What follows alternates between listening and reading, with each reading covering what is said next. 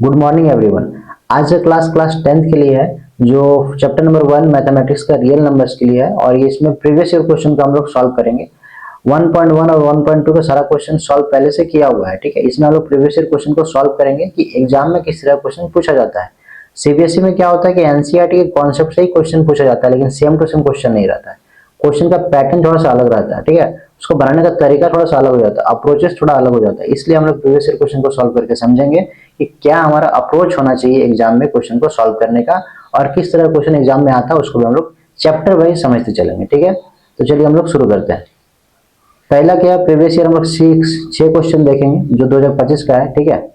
तो पहला क्वेश्चन आपके सामने है, बोल रहा है कि if minus N power of N plus minus 1 का पावर कितना दिया हुआ है 8 इक्वल्स टू 0, देन क्या फाइंड करना बोल रहा है एन क्या होगा। तो कुछ इसमें ऑप्शंस दिया हुआ है, any positive integers, any negative integers, any odd number और एनी इवन नंबर, ठीक है। तो इसमें देखिए इस कॉन्सेप्ट को समझिए। इसमें क्या लिखा हुआ है कि -1 पावर क्या दिया हुआ एन, ठीक है, और प्लस में क्या दिया हुआ -1, इसमें लगा हुआ पावर आपका 8 इक्वल्स टू 0। तो आपको पता होगा कि अगर किसी भी नंबर में -1 में अगर जो आपका ये एक्सपोनेंट है अगर ये इवन है, तो ये जो -1 है क्या होगा, पॉजिटिव हो जाएगा। ऑड होता तो क्या होता, -1 ही रहता है, ये आपको पता होना चाहिए। इसलिए क्या हो जाएगा, यहाँ पर 1 आ जाएगा, 1 इक्वल टू 0। समझ में आ रहा है ना। आगे फिर क्या हो जाएगा, -1 to the power n equals to हम लोग 1 लिख सकते हैं। -1 प्लस में हो जाएगा, -1 हो जाएगा। अब हम लोग क्या लिख सकते हैं, -1 to the power n equals to -1 to the power question mark, है कि नहीं। तो इसमें देख सकते हैं कि बेस आर सेम, दोनों का बेस क्या है, सेम है ना, बेस सेम है। यानी कि n इक्वल्स टू क्या आएगा, इधर का जो पावर है वही आएगा। और अगर n आपका नेगेटिव है, ठीक है, तो यहाँ का जो पावर होगा एक्सपोनेंट होगा, जो एक्सपोनेंट होगा इस पोजीशन में वो क्या होना चाहिए, वो ऑड ही होना चाहिए। तभी तो ये -1 नेगेटिव ही रहेगा। अगर यहाँ पर इवन आ जाएगा, जैसे कि यहाँ पर 8 है, तो क्या हो जाएगा, आंसर आपका पॉजिटिव हो जाएगा। तो फिर दोनों इक्वल तो नहीं ना होगा, इसीलिए यहाँ पर क्या आ जाएगा आपका आंसर n नेचुरल नंबर क्या हो जाएगा आपका, positive, negative, any odd number, any even number. तो क्या हो जाएगा आंसर आपका ऑड नंबर, क्या हो जाएगा ऑड। n का वैल्यू क्या आना चाहिए, ऑड, क्योंकि तभी ये -1 रहेगा, नहीं तो -1 ये तो रहेगा नहीं, चेंज हो जाएगा, ठीक है। इस तरह क्वेश्चन को हम लोग क्या करेंगे, सॉल्व करेंगे, ठीक है। ये कॉन्सेप्ट आपको समझ में आया। अब आगे बढ़ते हैं। नेक्स्ट क्वेश्चन देखिए। नेक्स्ट क्वेश्चन में बोल रहा है कि which of the following cannot be the unit digit of 8n where n is a natural number, ठीक है। तो इसमें पूछ रहा है कि कौन सा इनमें से जो ऑप्शन है 4, 2, 0, 6, इसमें से कौन सा जो 8n का यूनिट डिजिट होगा वो नहीं होगा, ठीक है। तो इसके लिए हम लोग क्या करेंगे, 8 का फैक्टर करेंगे। इस तरह क्वेश्चन एनसीईआरटी में एक सेम टू सेम क्वेश्चन है, ठीक है, और ये काफी इंपॉर्टेंट क्वेश्चन है। तो 8 का अगर आप फैक्टर करते हैं तो क्या हो जाएगा, 8 का फैक्टर करने से आ जाएगा 2 से करेंगे 4 आ जाएगा, फिर 2 से करेंगे 2 आ जाएगा, फिर 2 से करेंगे 1 आ जाएगा। तो आप देख सकते हैं कि जो 8n है इसका फैक्टर क्या आ गया, इसका फैक्टर अगर आप देखते तो 2 इंटू 2 इंटू 2, और बाहर में हम लोग n को ले लेते हैं, ये इसका फैक्टर आ गया। तो आप लोग देख सकते हैं कि ये जो 2 2 2 है फैक्टर, इसका मतलब क्या है कि कोई भी नंबर जिसका यूनिट डिजिट क्या होगा, यूनिट डिजिट 4 हो सकता है, 2 हो सकता है, 6 हो सकता है। कि 2 से क्या है, ये सारा नंबर डिविजिबल है। लेकिन इसके एंड में अगर हमें 0 लाना हो तो उसके लिए क्या होना चाहिए, इसका फैक्टर में 2 और 5 दोनों होना चाहिए, 2 और 5 दोनों होना चाहिए, क्योंकि इन दोनों का मल्टीपल ही कितना होता है 10। तो 10 आएगा तभी तो यहाँ पर 0 होगा। लेकिन यहाँ पर 2 ओनली अवेलेबल, क्या अवेलेबल 2, इसमें 5 अवेलेबल है क्या, नहीं है, 5 अवेलेबल नहीं है। इस कारण से कभी भी इसका यूनिट डिजिट क्या हो सकता है, यूनिट डिजिट 0 नहीं हो सकता है, ठीक है। इसके लिए 5 होना जरूरी है, इसका फैक्टर में क्या होना चाहिए 2 और 5। अगर दोनों हो तो उसका यूनिट डिजिट क्या होगा, 0 होगा। अगर 2 और 5 दोनों नहीं है तो कभी उसका यूनिट डिजिट क्या होगा, 0 नहीं होगा। इसलिए इसका ऑप्शन क्या हो जाएगा आपका सी, 0 क्या हो जाएगा, राइट आंसर। समझ में आ रहा बात, क्लियर है। नेक्स्ट क्वेश्चन देखिए।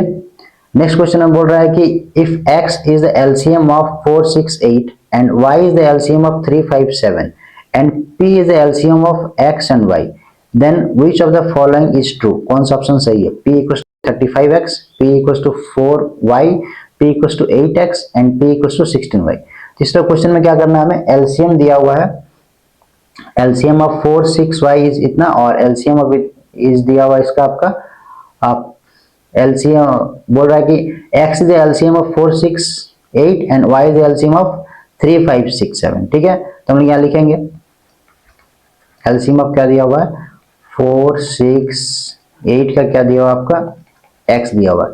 तो हम फाइंड कर लेते हैं एलसीएम इसका, क्या है एलसीएम, अगर हम लोग 4 6 8 का एलसीएम फाइंड करेंगे तो इसका हम लोग एलसीएम फाइंड करने के लिए क्या करेंगे, यहाँ पर लिखेंगे, लिख लेते हैं 4 6 8, ठीक है, फैक्टर करेंगे, 2 से करेंगे क्या आएगा 2, ये 3 हो जाएगा, ये 4 हो जाएगा, फिर 2 से करेंगे क्या हो जाएगा, ये 1, ये 3 और ये 2, यानी क्या आ जाएगा, मल्टीप्लाई करेंगे तो 2 इंटू 2 इंटू 2 इंटू 2 इंटू 3, तो क्या आ जाएगा 2 2 जा 4, 4 2 जा 8 और 8 3 जा कितना आ जाएगा 24।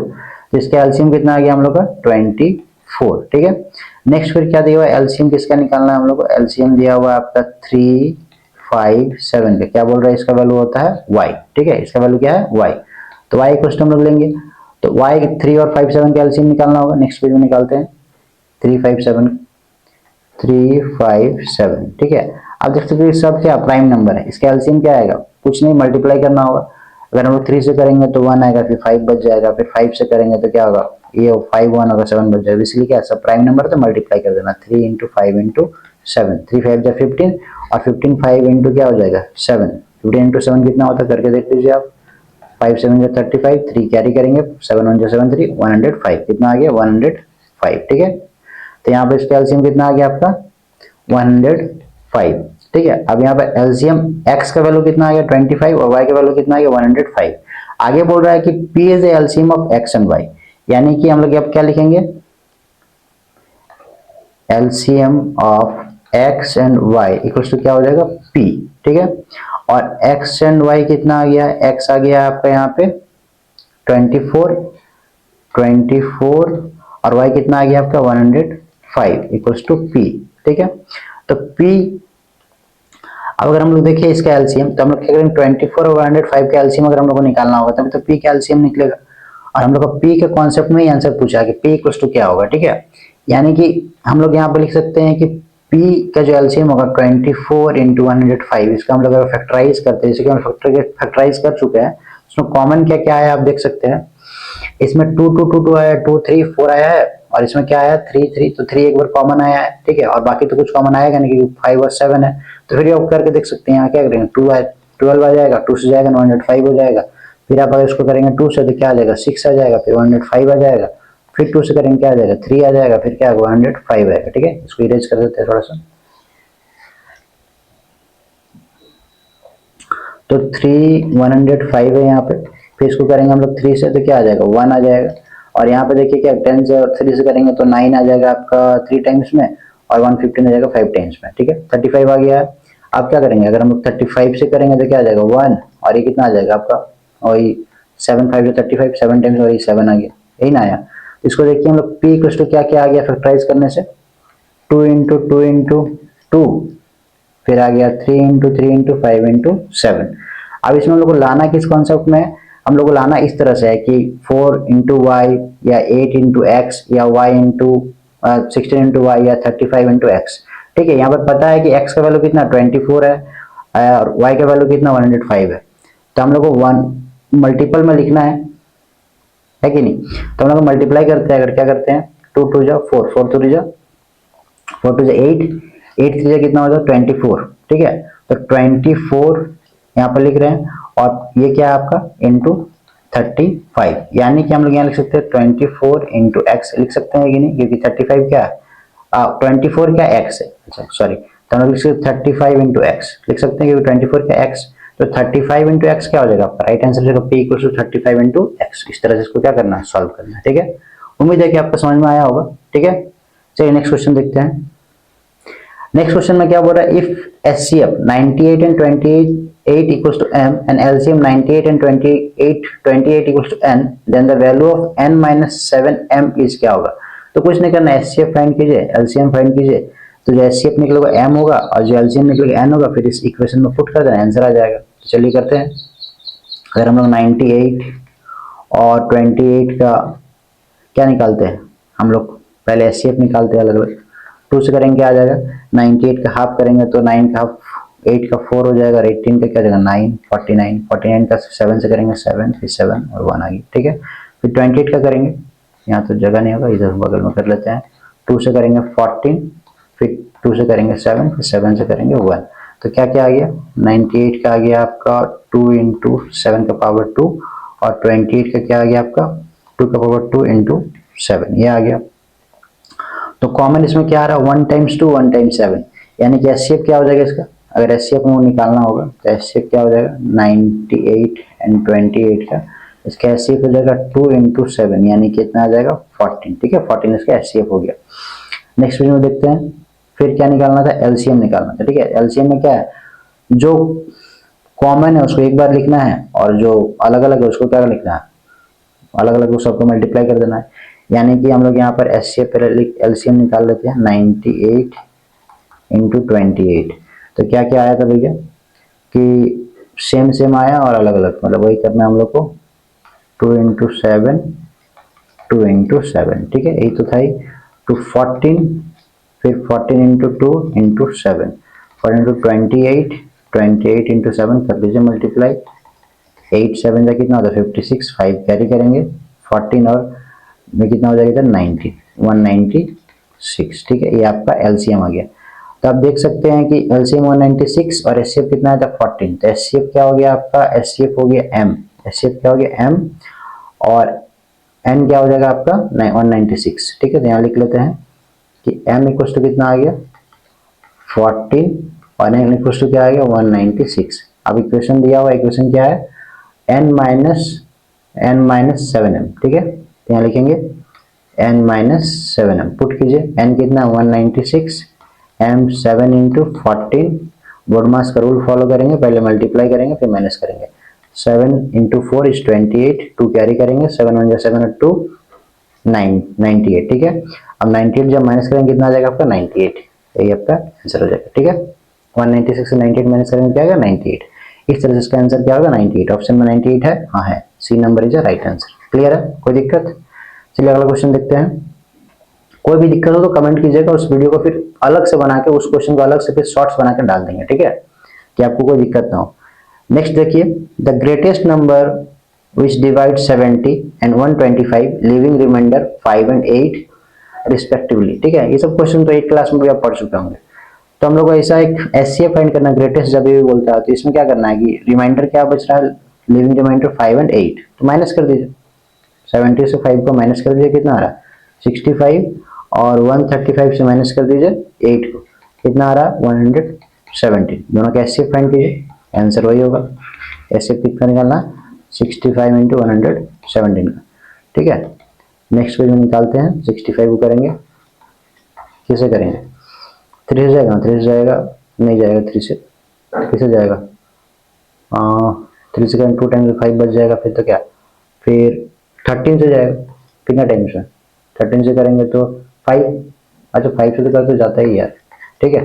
तो क्या आ गया इसका, अब क्या 117, 3 से कीजिए, 3 से करेंगे क्या आ जाएगा 3 टाइम्स में, फिर 27 9 टाइम्स में, फिर 3 से कीजिए क्या आ जाएगा 13, फिर 13 से करेंगे क्या आ जाएगा 1, तो क्या क्या एचसीएफ आ गया 65 इक्वल टू 5 इंटू 13 और 117 का क्या आ गया आपका 3 इंटू 3 इंटू 13, क्या कॉमन आ रहा है 13 इज कॉमन, तो एचसीएफ क्या हो जाएगा, एचसीएफ आपका ऊपर में लिख दीजिए 13 आएगा, एचसीएफ कितना आ गया 13, ठीक है। आंसर क्या हो जाएगा इसका ए 13, बहुत इजी क्वेश्चन है, ठीक है। इस तरह क्वेश्चन हम लोग पहले ही बना चुके क्लास में, कोई दिक्कत नहीं है। लास्ट क्वेश्चन देखिए, बोल रहा है कि ये 2 मार्क्स का क्वेश्चन है, बाकी सब 1 मार्क्स का क्वेश्चन आता है ये सब, ठीक है। ये 2 मार्क्स का क्वेश्चन इस तरह का आपको देखने को मिलेगा। इस चैप्टर टोटल आपको 5 मार्क्स का क्वेश्चन आएगा, 3 एमसीक्यू एंड 1 2 मार्क्स का, या फिर 2 मार्क्स का अगर 3 मार्क्स का कोई आ गया तो फिर 2 ही एमसीक्यू आएगा, इस तरह का है, ठीक है। टोटल 5 मार्क्स का क्वेश्चन आएगा। बोल रहा है कि 2 number are in a ratio, 2 number ratio में 4:5 and their HCF is 11 and find the LCM of this numbers, LCM find करने बोल रहा है, ठीक है। तो हम लोग कभी भी अगर इस तरह से दिया रहे रेशियो में, तो पढ़े हैं क्या करेंगे, let the numbers 4x and 5x, ये एक तरीका है कि x मान लीजिए, या फिर रेशियो का फॉर्म में फ्रैक्शन का फॉर्म में भी ले सकते हैं, ठीक है। तो ये ज्यादा इजी है, ठीक है। अब क्या फाइंड करना है, एचसीएफ फाइंड करना है, एचसीएफ दिया हुआ है, तो एचसीएफ जो होगा 4x और 5x का वो कितना होगा 11 होगा। 11 अगर इसका एचसीएफ है, ठीक है, एक्चुअली में 11 अगर इसका एचसीएफ है, 11 क्या होगा इसका फैक्टर होगा, यानी कि 11 इसका मल्टीपल में होगा, तो हम लोग ऐसा लिख सकते हैं 4 इंटू 11, सेकेंड नंबर 5 इंटू 11 यानी कि 44 और सेकेंड 55, ये आपका नंबर हो जाएगा। अब क्या करना है, फाइंड करना है एलसीएम, तो हम लोग क्या करना है हम लोग करेंगे एलसीएम फाइंड करेंगे। तो किसका एलसीएम फाइंड करेंगे? 44 एंड 55 का, बस आंसर आ जाएगा। 2 से करेंगे 22 और 55 तो ऐसे ही रहेगा। फिर 2 से करेंगे क्या आएगा? 11, फिर 55 तो ऐसे ही रहेगा। 5 से करेंगे 11 और कितना आ जाएगा? 1 1, ठीक है। फिर 11 से करेंगे कितना आएगा? 1 1 आ गया। कैल्शियम का निकला 2 इंटू 2 इंटू 5 इंटू 11, 2 2 जा 4 और 4 5 से कितना होता है? 20 और 20 इंटू 11 क्या हो जाएगा? 11 20 इंटू 110 तो 220, ये आपका आंसर हो जाएगा 220। कोई दिक्कत? कोई दिक्कत नहीं होना चाहिए। इस तरह से आपका क्या हो गया? 6 क्वेश्चन सॉल्व हो गया, ठीक है। आप प्रैक्टिस कीजिए जिससे आपका स्कोर क्या होगा? हाई होगा, आप अच्छा नंबर लाइएगा, ठीक है। Thank you so much.